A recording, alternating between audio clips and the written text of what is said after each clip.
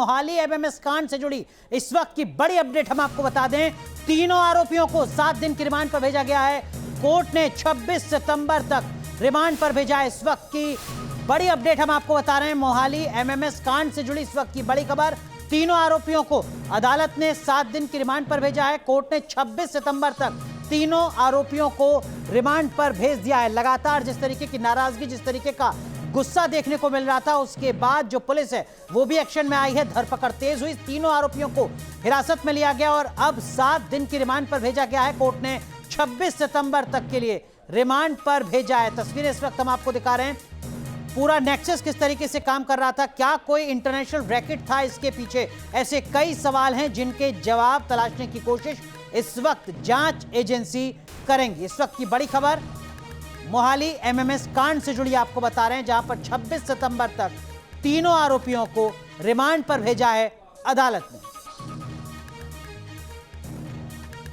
तो हर किसी के जहन में सवाल यही कि आखिर एक्शन होगा कब और क्या कोई इंटरनेशनल रैकेट इसके पीछे तो नहीं है। क्या ये सिर्फ एक यूनिवर्सिटी कैंपस का मामला है या अलग अलग यूनिवर्सिटी कैंपस से इस तरीके के तार जुड़े हुए हैं, साजिशों का पूरा नेटवर्क काम कर रहा है। इन सवालों का जवाब तलाशने की कोशिश अब जांच एजेंसियां करेंगी। 7 दिन के रिमांड पर तीनों आरोपियों को भेजा गया है। ऐसे ढेरों सवाल जिनका जवाब जानने की कोशिश जांच एजेंसियों के स्तर पर अब शुरू की जाएगी। लेकिन इस बीच पुलिस हरकत में नजर आ रही है और हर किसी के जहन में यही सवाल है कि आखिर इंटरनेशनल साजिश को लेकर कहीं कोई तार तो नहीं है, क्योंकि इस तरीके की सुगबुगाहट, इस तरीके की खबरें, आशंकाएं, अटकलें लगातार सामने आती रही है। हमारे सहयोगी विशाल ठाकुर हमारे साथ जुड़ रहे हैं मोहाली से। विशाल, और क्या कुछ अपडेट और कौन से ऐसे सवाल जो जांच एजेंसी जानना चाहेंगी तीनों आरोपियों से?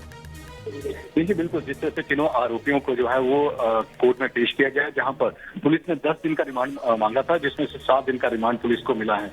सबसे ज्यादा जरूरी यह है कि जो मोबाइल है उसके एविडेंस क्या है, कौन सा डाटा जो है वो डिलीट किया गया है, उसको लेकर जो है फोरेंसिक लैब में जो भेजा गया है उसकी जांच जब होगी तो देखना होगा कि उसमें क्या कुछ वीडियोस क्या बने हुए हैं या सर्कुलेट किए गए हैं। ये सबसे बड़ी अहम बात है। और सबसे ज्यादा जरूरी ये है कि जिस तरह से लड़की ने जो वीडियोस बनाए थे और अपने दोस्तों को भेजे थे, तो वो कौन कौन से वीडियो हैं, अन्य लड़कियों के भी हैं या फिर जिस तरह से बताया जा रहा है चंडीगढ़ यूनिवर्सिटी प्रशासन द्वारा या जो पुलिस प्रशासन ये लगातार कह रही है कि उसने सिर्फ अपने ही वीडियोस बनाए थे।